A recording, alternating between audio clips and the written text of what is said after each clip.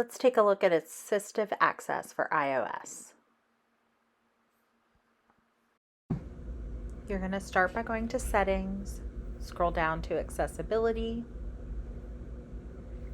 and then down to Assistive Access. Here you're going to see a variety of options. You can manage which apps you add to the phone, and even within each app you have, you can then choose different options of which you want the user to be able to see. The apps at the top that we're currently going through are the ones that are optimized for assistive access.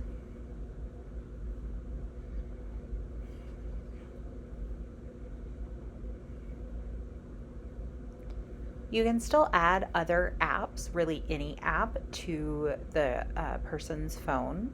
It just isn't going to be optimized for assistive access and will kind of look like it does on the regular version of the phone.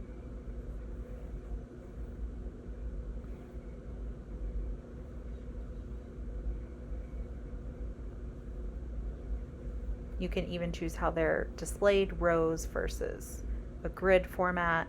And you have to input a password in order to get someone into assistive access mode and out of it. And as you can see, it takes a few seconds to transition between the two. So now we have this more simplified version of the iPad. We only have specific people we're allowed to call.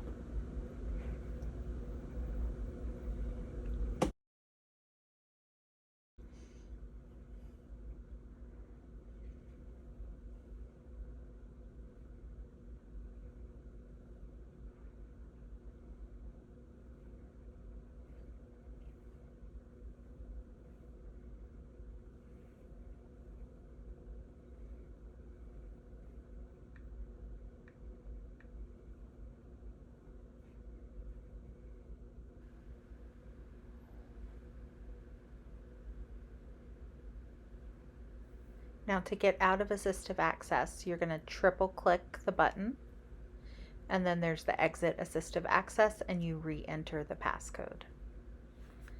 And then it takes a few seconds until it returns.